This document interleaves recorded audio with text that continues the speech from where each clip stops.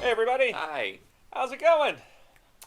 You know, I know you're doing great, but I'm having a little trepidation about this review. This review's gonna be great because I found a hidden gem. I found a lovely little game. I am very happy with it. Today we're here to talk about Live a Live. Yikes. Before we do that, though, I'm going to take this opportunity to talk a little bit about the show. This is going to be the last video episode of Home on the RNG. But fear not. Russ and I, first of all, you'll notice there was a significant gap in reviews there for a little while. And that's just life. You know, life happens. But during that gap, Russ and I were still talking about the show and about games we wanted to play. And it kind of occurred to both of us about the same time. The nature of this show really would work better as a podcast. And there's advantages to that. On the one hand, the capturing of footage for this review show it's a little bit of a burden because it limits the ways in which we can play. At least one of us has to play it in such a way that we can capture footage. We're not just free to, oh, there's a Switch port, I'll just play that. You know, one of us has to take on the burden of getting the footage. And I'm going to be playing all future games on my Switch. And then with the footage, I do all the editing because I have the experience in the software and the hardware. It's more burdens. It's more work to put in all the video footage and everything as well. We realized as a podcast, in some ways, would be less manual labor for both of us. And we're adults with busy lives, and we don't make any money off Home on the RNG. It's a work of passion and a celebration of our friendship. We do it because we enjoy it. But why not minimize how much work it actually is to have this? There's also another benefit to it. Because of the nature of this video, look at this couch. We can't fit a whole lot of people on this couch, especially not with me on it. I am a hefty boy. Russ has diminished over the years. I've diminished over time. I am still quite a hefty boy. If we went to a strictly audio medium, there would be nothing preventing me. You can have a drink. Have a drink. There would be nothing preventing us from having guests come on. Because I have a lot of friends who are video game nerds. I've got a lot of friends in video game cover bands, friends who love certain games, many of whom I think would contribute a lot to a conversation, and I think would be entertaining to listen to. So one thing going forward with a podcast that I can do is I can just do the call out to people in the area and say, hey, we're doing a review of game X. Does anybody want to come in and have a discussion about this game? And we can have 5-6 people in the discussion instead of it just being me and Russ. Me and Russ would still be at the core of it. There will never be an episode of Home on the RNG that does not include Russ and I both. But I can bring in more people. So this is going to be the last video review for Home on the RNG. After this, by the time, let's see, I'm not sure how the posting is going to work. You can find me on Facebook or Twitter, and I will keep us up to date as we start converting the backlog into podcasts and then working on new episodes. Eventually, we'll have a website just for the podcast. We will turn it into something. In fact, once it gets going, will make a video announcing with some links and everything on this YouTube channel. So if you're a fan, you can still find us. I just wanted to get that out of the way because I do think this is the right direction. I think it fits the format of what we're trying to do better. I agree. And I don't have to get any plastic surgery. His plastic surgery bill was getting a little high. A lot. It is not easy to look this pretty. No. So, that said, that's out of the way. Let's talk about Live-A-Live. And let's start, as we always do. Actually, we can probably skip personal history if I think about it. We can skip personal history because my personal history is I forgot that this game existed until you said something about it, and I had never played it. Yeah, I had never played 1 second of it, and never will again until we started. I became aware of the existence of this game last year. I bought a book of Super Nintendo. It was a Super Nintendo art book from Bitmap Books. If you like video games, I highly recommend going to look at Bitmap Books. They produce some gorgeous books full of details. They do in-depth interviews with creators and gamers and reviewers about individual titles. Their books are amazing. They look great. They are great. They're not paying me for this. I buy pretty much every Bitmap book that comes out. And as I was flipping through the Super Nintendo one, I came across a JRPG I'd never heard of that looked really interesting, especially since the first screenshot they gave was from a prehistoric section, and I've never seen a prehistoric JRPG. So I'm Chrono always... Trigger. Well... Chrono Trigger. has a Stone Age a prehistoric section. When I saw this, I thought it was just a full prehistoric game. Deep breath, brother. Chrono Trigger. I understand. So in my life, I'm always on the lookout for hidden gems. I watch the most obscure, awful movies in the hope that one day I will turn on one and just change my life. And I kind of feel the same way about JRPGs now as we work on this. I am always on the lookout for the unusual, the bizarre, trying to find that next game that we play and go, wow. So I wanted to try Live-A-Live, so I put it on. That's our personal history with Live-A-Live. So we will go ahead and, having skipped personal history, breaking up the routine for this final video, we will go to story and characters. I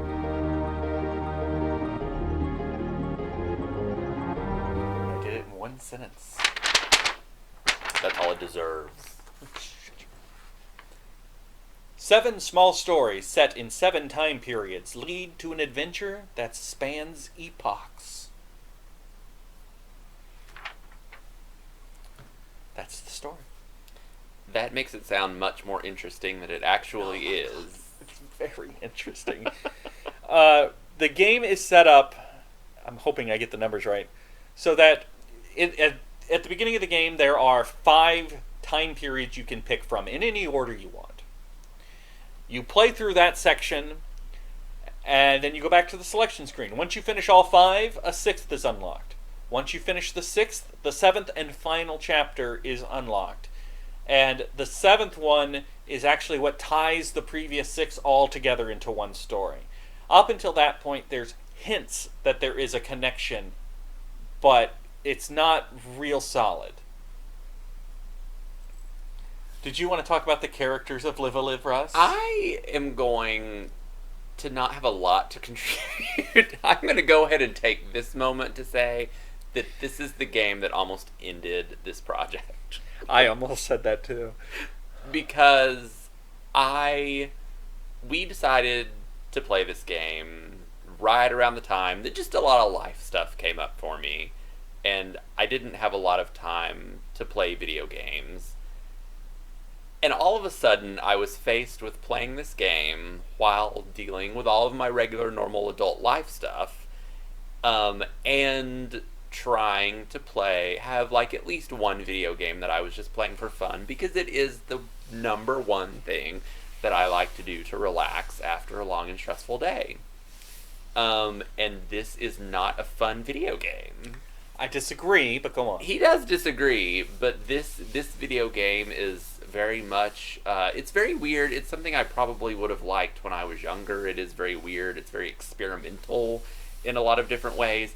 But just at the point that I was at in my life at that specific time, I did not have the strength or the resources to get through this game. So I have played a smidge of about 3 or 4 scenarios in this game. I've played a little bit of the prehistoric section. I've played I did play the whole cowboy section. So I don't know a lot. Luckily, I do, so I guess I'm carrying this review. And I'll talk about more the individual time periods, I think, in innovations, because each time period has unique mechanics, which is why I'm going to talk about them in innovation. To me, this game really feels like it was a game jam. Like, Yes. they went into an office and they said, all right, you guys do the prehistoric section, you guys do the far future, how about a cowboy section, how about, like, a modern-day Street Fighter thing, like, because every section, while sharing some design elements, is very unique. You can't be very unique. You're either unique or you're not. I'm sorry. It's just, they're unique. They are unique. Unique is a binary. I mean, one section is, like you said, one section is a Street Fighter section. It still uses the battle system from all the other sections, but the whole thing is just fighting a series of there's no overworld map or anything. You're a fighter guy and you're fighting a series of other fighter guys to be the best with a selection screen that kind of reminded me of Mega Man for some reason. And there actually is a best order to do them in because you learn their abilities, so it is very, like, it's Street Fighter meets Mega Man. Yeah, absolutely. So, yeah, you go through each of these individual story elements. I almost feel like part of this should be an innovation, but we'll cover it here. You acquire different skills, and different chapters have different ways of acquiring skills. Some of it's just leveling up, some of it's learning them. Each section has a level cap. And then you beat that section, go back to the menu screen. In the final chapter, there's the 6th chapter is a medieval setting, like a typical fantasy JRPG, where a hero is betrayed horribly. Your main character at the very end of that section just is terribly betrayed and taken advantage of and turns to the dark side, essentially. He becomes a villain. He inherits the main villain's castle, and he decides to destroy all of time. And that's when the little hints, because most of the end bosses are ODO, ODM, like they have a similar sounding name, and it turns out it's this guy controlling the bosses from his time period across all of time. And then the 7th one, all the characters basically combine. You get to pick 4 of the 6 characters to be in your party. Some time frames have more than one character, and you can go up against the final boss and fight him with your selected party and their unique skills. So that's basically how the game works. But we're going to go ahead and move into combat system, where Russ will be able to have something to say.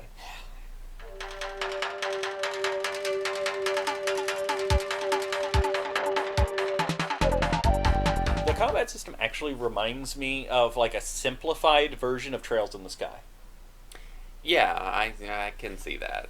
Except that Trails in the Sky is a fun video game. You can't even for a second.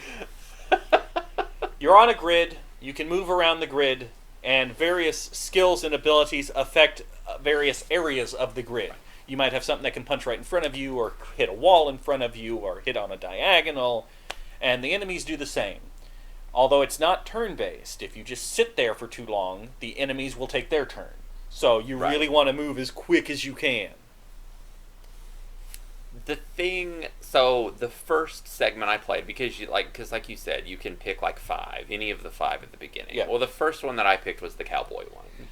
I want you to guess which one I picked based on how you know me and my rules. I want you to just guess The prehistoric one. Yeah. Can you guess the order in which I played them? By chronological time period. Yes, of course. Of course you did. I just thought the cowboy looked interesting, and I thought this would be interesting. So, by the way, cowboy JRPG, not a lot of them. Wild Arms, and yeah, Not a lot of them. Wild Arms also not on our list of games we need to play. Oh. I've got to go update that. So anyway, the first section I played was the cowboy one. The cowboy section, this was related to the battle system. The cowboy section starts with a battle. It's like the first thing that you do. Yep. I was confused by it on what to do, but it's a super easy battle. Super, super easy. You know, and I did figure out, like, oh, he has these different gunshots, and they do this range of attack and whatever. And the boss can be killed, the guy that you're fighting can be killed in, like, one hit anyway. So, super, super easy. Then you play the rest of the cowboy section, and it's kind of like this spaghetti western. You're preparing these townspeople to fight off against some bandits that are coming to the town, but it's collecting items to give to the townspeople so that they can do all of these, like, hijinks. I was going to talk about this in Innovations, but I like to think of it as the Home Alone section. It is the Home Alone section. There's a bandit group that's coming, and you have a limited time frame, so you explore the town to find items to assign to village people to set up to attack the raiders as they come in. Right. And different people in the town are better or worse at setting up traps. It takes them longer or slower, so you have to talk to the townspeople to find out their relative speeds. Right. There's some hidden items you can use. So anyway, you give the townspeople these items to set up the traps to stop the bandits, and there's no combat in any of this situation. So you fought one battle at the beginning, and you're doing all of this story-related stuff, and then you watch the whole Home Alone situation play out, and then you fight one more battle. If you did it perfectly. At the end, against, well, the number of enemies that are in that battle depends on how many enemies the townspeople were able to take out. I took out all of them but the boss. With all of their hijinks. But here's my point. Even if you take out all of them except the boss, this is what I do. This encapsulates what I don't like about the battle system. In that boss battle, I kept, like, moving to a particular square, and then he would move to a particular square, and then just insta-kill me. And I thought, boss why does this keep happening? And I looked it up online, and it turns out that if you are in a particular square, and he is, like, right one square up and one square to the side of you, diagonal to you, he will always use this particular attack that is an insta-kill, and you can't do anything about it. And nowhere in the game does it choreograph. Nowhere in the game does it tell that. There's nothing in the game. You were looking for telegraph. Telegraph. Thank you. I said choreograph. I meant telegraph. Nowhere in the game does it telegraph that this is a thing that can happen, or this is why he is using this attack, or anything like that. And then, like, in the fighter section, there's bosses that do things like that, but then you want them to use particular skills and to manipulate that so you can use it against the next like person. A blue mage, if they use it on you, you learn it. You learn it, and then you can use it against the next guy. So I was so confused. And then they give you all of these items that you get, like a cigar heals you, and just all of these items, and they don't give you explanations about how to use any of them. No, but at least the item the item screen is nice enough to tell you what items do if you examine it. Oh, all I know is that I played that cowboy portion, and it was like battle, and then real long story segment, and then battle, and then it was over. Yeah. Okay. I can't even verbalize. It blew me away in a bad way. Did you play the far future section where you're an egg? No. We'll talk about it. No. Because that'll drive you even more wild. I played that, then I tried the prehistoric section. Which is probably one of the closest to a traditional JRPG. Yeah, but then there's the whole thing that the people don't actually talk. Yeah, which I liked. Nobody actually talks. The opening thing tells you it's before the invention of language. Right. So they communicate via emoticons and gestures, which I thought was interesting. I thought that was neat. I don't know. There's something about this, and I know part of it is just like me personally, but it's just not. It's not. None of it to me is interesting in a good way that I want to explore it. That I want to explore every like weird thing that's going on. So in order to continue running down the list of how this game works, the problem we have is every section is very different. For example, in the prehistoric times, there is no random combat. There is combat on particular locations that gradually move closer to you, but they are invisible unless you use the smell ability and you can see them coming. Whereas in the mecha future, which I think is called like the not too distant future or something, there's an overworld and you can see the enemies coming in at you. Like every section is, and then in the Wild West, there are actually three scripted battles, but you don't really walk around and encounter them. You just have these three scripted battles. So it's hard to... The grid system and the combat style are the same for everything. But everything else around the combat is hard to discuss unless you break it down section by section. I will say, your HP resets after every fight, which I do like. Mm-hmm. And I like, if your HP drops to 0, a simple healing item will bring you back and work on you, unless you're hit again. So your HP drops to 0. Your job is to get somebody to walk over there and drop a potion or whatever the equivalent is on them before they get hit a second time. Because if they are hit while they're at 0, they are removed from the combat and cannot come back in. And then their HP resets after the combat. So I actually found both of those mechanics interesting. That's a Saga thing. That's a thing from... So I was fine with those. Yeah. Innovation, I feel like we're going to have a lot to talk about. So we'll go ahead and go to innovation. Okay.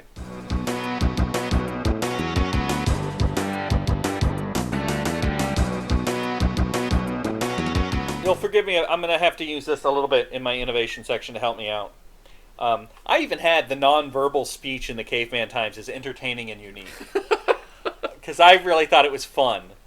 The prehistoric section has a day-night section. It has a hidden boss, which I did not fight, but it's there.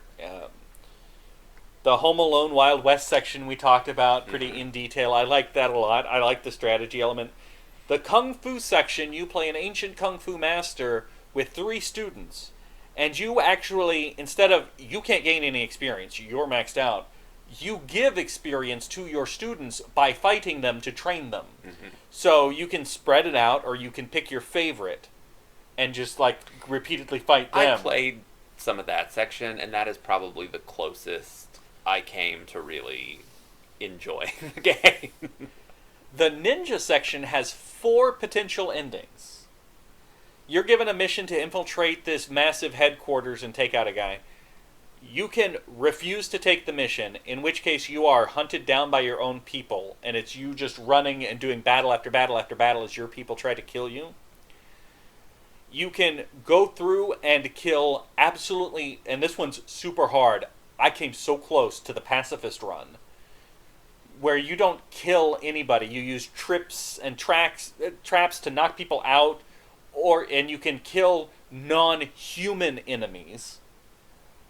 But they set it up. I didn't realize this as I was playing it. They trick you because there's one boss. If you kill this one mechanical enemy in exactly the right way with the right move, it'll drop an item that you then can use to knock out a guard without having to kill them. I did the pacifist run, except I had to kill that one guard. So I didn't get the super special item you get for the pacifist run. You can also How fun. That just sounds so fun to me. You can do the bloody run, where you wipe out everybody, and you get a special item for that. Or you can just mix and match. Killing everybody's also hard. You got to track them all down and find every one of them. So it's basically Undertale. It's a little bit Undertale. And then the in-between doesn't really get you anything special. I mentioned before there's a level cap for each section. That kind of boned me in the mecha future, because I figured out the mecha future was interesting because the combats were closer to being puzzle games. Because you had these enemies, but if you could figure out just the exact right series of moves, you could kill them all without them taking a hit on you. And there were enemies that functioned kind of as walls that you had to take out using certain attacks, and they couldn't counterattack. So and as you leveled up, the puzzle changed. The puzzle kept changing as you leveled up. So I was really got into this, and I'm just like, I'm just going to grind for a while. Problem is, there's a level cap, and I hit that level cap, and then had the whole story to play, and the mecha section goes on way too long, I think. So for the rest of that battle, or the rest of that story, I'm still getting jumped by these enemies coming at me. I get no experience for it, and there's just no way to avoid it. That was frustrating. This game is not... I'm not even going to try and say this game is perfect. It is not. I think one of the biggest problems this game has is balance. Some sections are very short. Some sections are very long. Some sections are too short. Some sections are too long. The far future section, you play an egg. You're a robot. You're a robot egg. There is one fight in that. It's the boss fight. 2 hours into it. Okay. You are on a spaceship and you're solving a mystery of who's killing off crew members. It's interesting, but it takes forever. That's my biggest complaint with this game, is I just feel like it's unbalanced. Like they needed to go through and try and, let's compress this, let's buff this up a little bit. I would have liked more from the Wild West segment. It was fun, but I feel like I could have had more. You can save anywhere at any time, which is kind of nice. That's good. It's a good innovation. Yeah. So, do you have anything to add to the innovations? I just realized I have been talking nonstop. Well, you've been talking nonstop because you were super into this game, and I had to stop playing it for my mental health. I like the game a lot. It is not perfect. I would totally play a remake of it that, fix some things. Anyway, we'll let Russ out of this hell he's living in, and we'll go ahead and move on to music. Because I do have something to say here, I guess.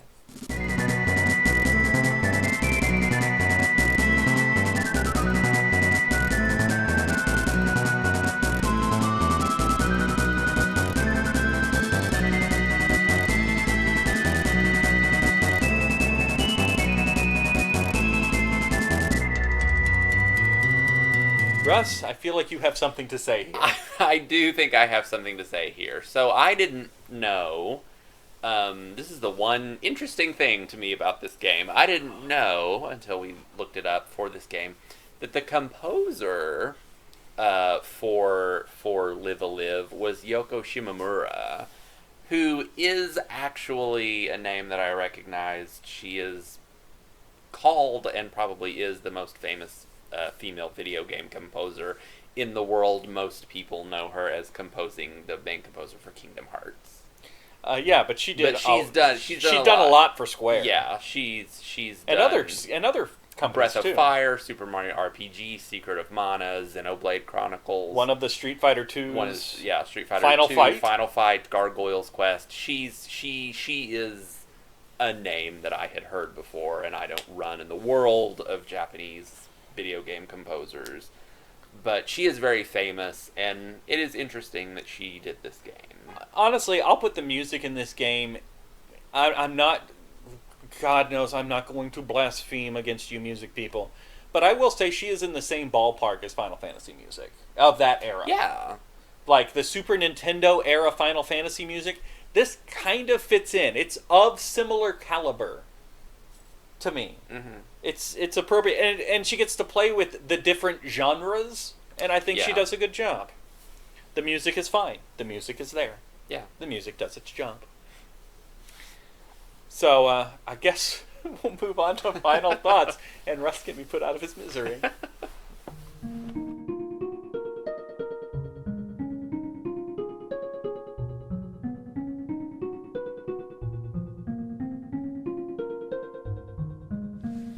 My final thought is that I don't think I am qualified to make a value judgment on the quality of this game, because it almost broke me to the point that I would never play video games for the rest of my life.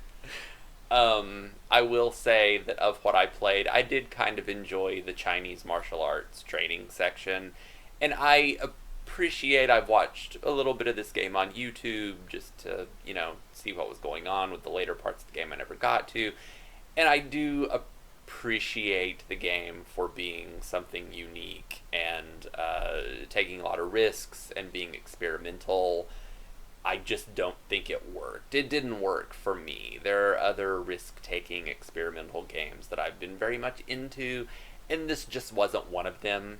So I'm not going to assign this a letter grade because I don't feel like I've played enough of the game to make that judgment.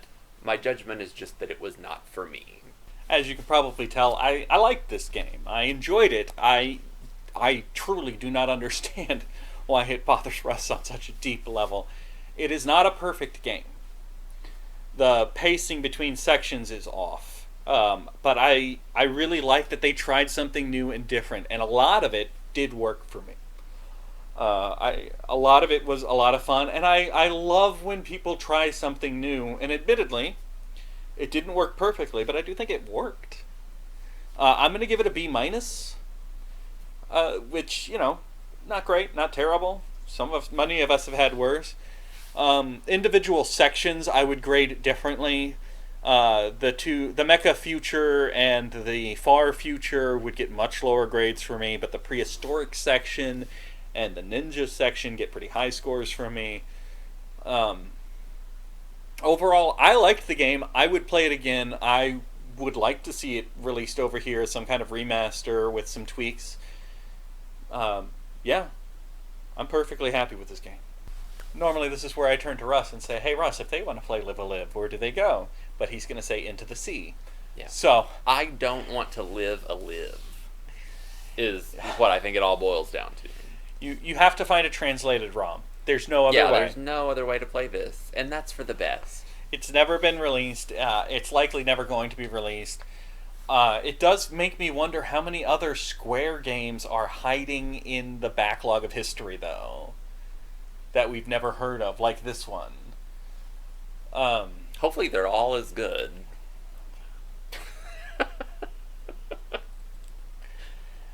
Play the game for yourself and you be the judge. Yeah. Is it a B- game, or is it this totally destroyed my world game? Is it I totally feel like that's a good range. unrateable because I couldn't handle it? Yeah. Anyway. So our next episode, again, won't be on YouTube. Nope. I mean, maybe we could post the podcast to YouTube just without a video component, but that seems silly. That seems like a waste of... I mean, I could. We'll see. You know We'll what? see If what somebody happens. requests it, I'll do it. If somebody just, really needs to listen to it on YouTube for some reason, but this is the last Home on the RNG that will be posted to YouTube. But we are playing a game next time on the podcast. Russ, what game are we playing? You've forgotten, haven't you? I have forgotten. If it helps, you're already playing it I am at already home. playing it on the Switch, and it is Grandia. For what system? Grandia for the Switch. But what did it But originally come in? It was originally on, it was originally... Oh, God. On Sega Dreamcast. Really? I believe it was on Sega Dreamcast or Sega Saturn, and then there was a PS1 version. So I'm looking forward to it because I know nothing Sega Sega about Saturn. Grandia. It was on Sega Saturn. Okay. But apparently we're playing the Switch remake, I guess. I don't know. It's the original version. It's not a remake. Okay. It's the original version of Grandia 1 and 2 is on Switch, and I've been playing Grandia 1, so I thought, why don't we make our first... why don't I overlap? We make our first podcast something that I'm already playing for fun, and then we can just talk about it. So if you've been listening to the podcast as it's been going up to this point, this is it. This is the end of the video ones. You don't have to listen to that little snippet at the beginning anymore where Russ says, oops-a-doodle, multiple times, and we're now going to be live. Yay. Well, we've probably built up a backlog by now. Time is weird. Time is weird. Time is a human construct. And if you visit multiple time frames, you get Live a Live. See, I tied it all together. Clearly. We'll see you guys next time. Bye.